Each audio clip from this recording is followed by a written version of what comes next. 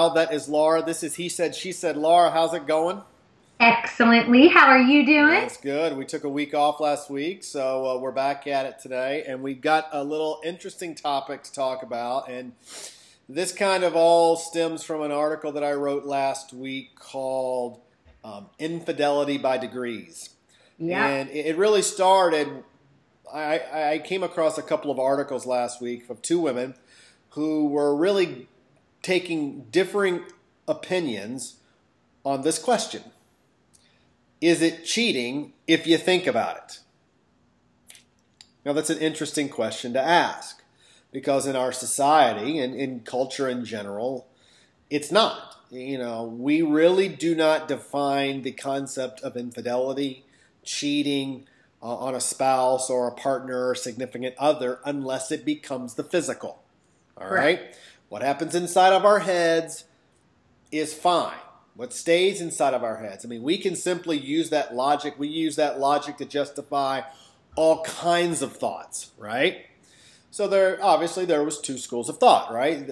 One, which was Dirty in Public, is a website that, I don't know if you know Marie or not, but she writes a lot about relationships and so forth. And she took the position that, in fact, it wasn't, much to what I just said, right?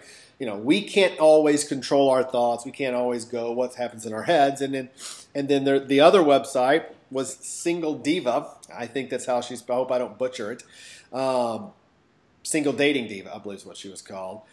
She took the opposite approach that, you know, actually, when you think about it, it kind of is cheating. So I'll ask you, Laura, is it cheating or not? My black and white answer is no. Okay. That's my black and white answer. Explain. But I don't think that the definition of cheating for me is sex, the act of sex. Okay. So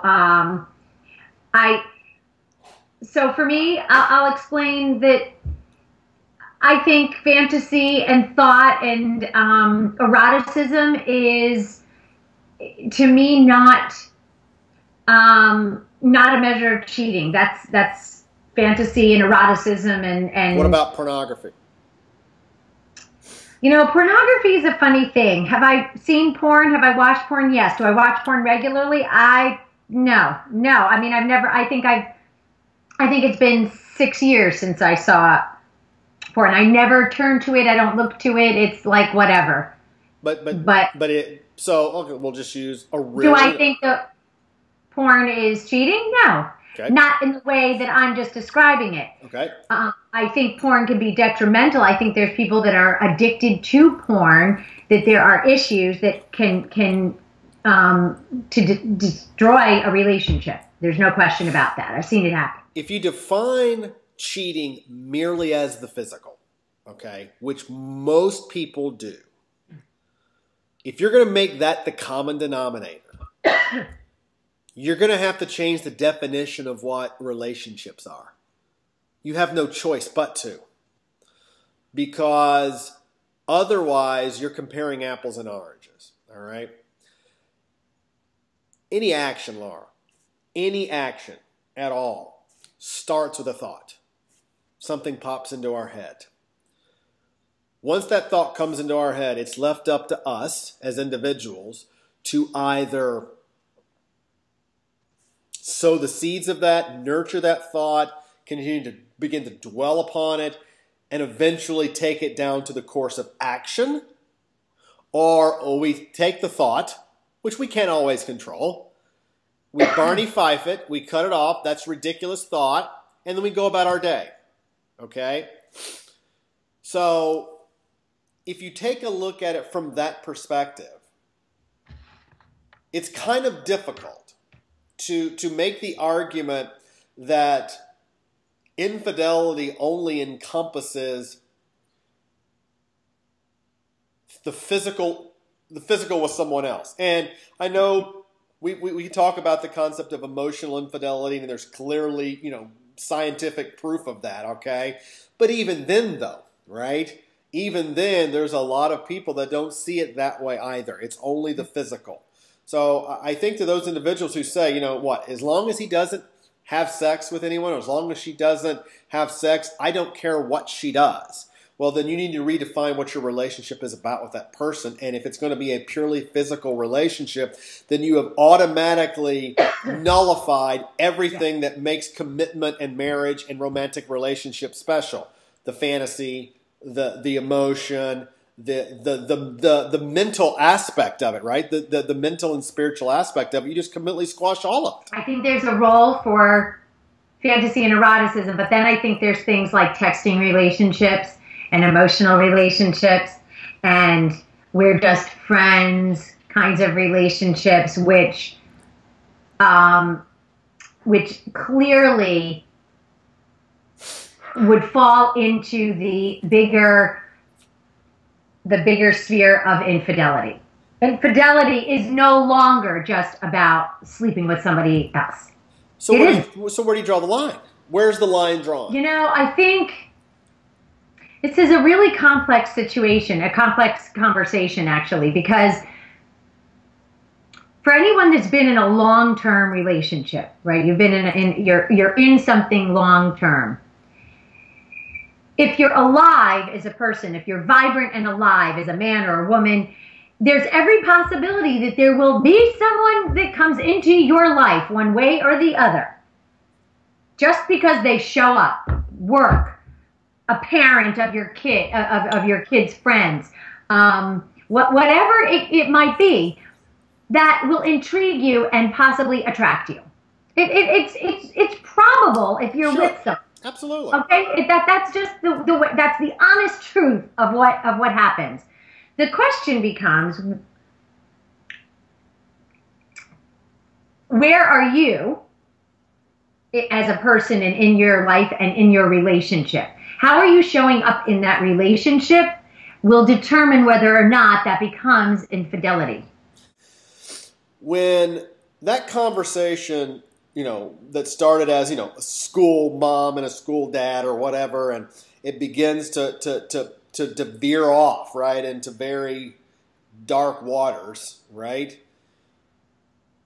We know that. And we have to convince ourselves, we have to actually justify what we're doing to ourselves. When we're in a situation where we're having to justify to ourselves what we're doing because we know that it's wrong, it is. But, okay, so let's define what's wrong, right? What is wrong and what is right. So you're a parent of, not you, but anyone out there, like myself, is a parent. I go to, of an athlete. Okay, so I go to a lacrosse game. I go to 1,000 lacrosse games. And I stand with the same parents on the sidelines. It's conceivable that a father will strike up a conversation or want to stand next to me, or they'll be joking, and possibly he could even flirt. Maybe he would. And maybe for a minute I'd say, damn, as a middle-aged woman, I still got it. However, I wouldn't justify it. I wouldn't consider it wrong. I love him. I love Drew. I love who I'm with. I want to be who I'm with. I'm not going to open any doors. I'm not going to cross any lines. But is it crossing a line to stand on the sidelines of a lacrosse game and have a flirtatious banter with someone? We're very resistant as a culture to really define marriage as define cheating as anything other than the physical. Right. For starters, it makes it easy to distinguish what is cheating and what isn't. That's easy, right? But secondly, if we do anything other than that, if we actually make the say, well, you know what, it can be cheating. If we think about it, we automatically all become cheaters. Every one of us. All of us are cheaters at that point, right? Nobody wants to do that. No one wants to call themselves that. But that's really what it is. If you make the statement that cheating, if you think about it, it is cheating, then you just labeled yourself, because all of us have done that at some point in our lives. We've all thought about the other person to a larger sense than we think about our own partner. I also know people, many, for whom they developed significant feelings for someone. And it didn't really cross any lines, but it became the catalyst for them to look at the relationship, the marriage that they're in, and start to ask the questions, why am I feeling this way? Why am I on the edge of crossing over into significant infidelity, into that territory? And do I want to be in this, or do I not want to be in this? Well, at that You point, know, you begin to get in the conversation around emotional affairs at that point, right? And here's what happens with that, right? When you begin to move into an emotional affair with someone and you begin sharing with them the deeper emotions and feelings that you have, usually about your spouse, right? Or your significant other, whoever that is, you begin to create a bond between that person. All of a sudden, it's like you two against them, all right? But here's what happens. All of a sudden, your relationship with that person is now measured against a different yardstick. right. That's what happens, right? Before, you're measuring against me and this person. You know, our relationship is measured against itself. That's one of the problems that people have condemned, you know, books like 50 Shades of Grey and all that other stuff with, because you change the yardstick. The yardstick changes to something else, and you're like, well, shit. Why can't my relationship with this guy be like what this guy over here is giving me? And then now all of a sudden we begin finding faults with the other person. You know, this infidelity thing is just, it's such a big sphere. It's a humongous sphere with all kinds of shit. What? I don't think so. I think we want to make it a big sphere because we want to give ourselves a little playing room. I don't think it is. I don't. So what does that mean? Here's the deal. All right? You cross a boundary. Anytime you are in a situation, or anything that you are doing, any action, anything that you are doing with someone of the opposite sex other than your spouse or significant other, if you are having to hide that action, if you are scared to tell that person what you are doing for fear of his or her reaction, doesn't matter what it is, you're wrong. So if you wouldn't do something with the father at the lacrosse game, if you wouldn't, whatever actions you have with him, if you would not do any of that because of fear of what your husband might say, you're wrong. You're wrong. That's the yardstick. You know, I feel a little bit more liberally than you do about this subject. And I do because I think that there's an interplay between men and women and masculine and feminine that is fun and enjoyable and doesn't interfere with the relationship if you have the kind of relationship that's sustainable over the long haul. I believe that. Yeah. I really do. I don't want to turn off my sexuality because it might be offensive to my partner. Oh, but Laura, I mean, here's the deal. I mean, my sexuality is reserved for one person only. No one else, to use an Old Testament term, gets to taste those waters. No one gets to put their toe in the water. No one gets to see the pool. I don't play that game because here's the deal. It goes back to something we've talked about before, right? I want to honor the queen in the same way that I hope she will honor me. And my sexuality and her sexuality, I hope, are reserved for just the two of us and no one else. And unfortunately, what people also fail to remember is that if we take that thinking and we take it down a path, you don't know the expectations of the other person. I agree with you. I want to honor the person that I'm with, and nobody else can have this thing. Okay, nobody else can have this thing. However, I enjoy being a sexy woman out there in the world. Not just for Drew, but for me out there in the world. Could I misuse that? Yeah, I could. Very easily. We all could. Do I? No, I don't. Because of the relationship I have with him and because of how I show up in that relationship and who I am. But I think there's all kinds of funky shit in there that is very hard for people, and it's hard to distinguish. You know, not everybody is maybe as in control of it as I am. I don't know, but there's a lot fundamentally that I agree with you about this. But I've also seen, and maybe it's because of the work that I do with women who have shut themselves off, a big piece of who they are, because they have felt they're supposed to do that in their marriage. To do what? And I don't agree with that. To do what? Shut themselves off? To shut themselves off as women and as sexual beings, as feminine beings.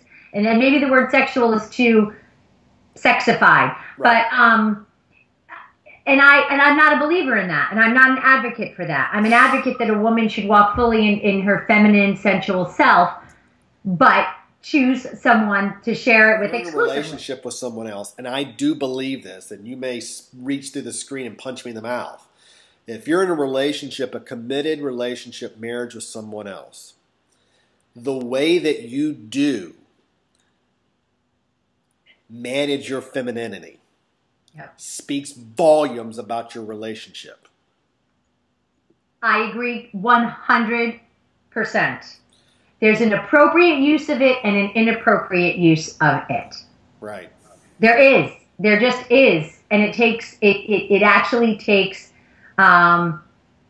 practice training in learning how, because it's about me. It becomes not about gathering attention from others. It becomes about an expression of how I feel about myself. And that's what I bring into my relationship with Drew. So, I'm a believer of this, right? I believe that you can commit infidelity and cheat far before it becomes the physical. Great. By the time it's got to the physical, it's already over, right? That ship had sailed a long time ago. Really, the physical is only the byproduct of what was happening before that.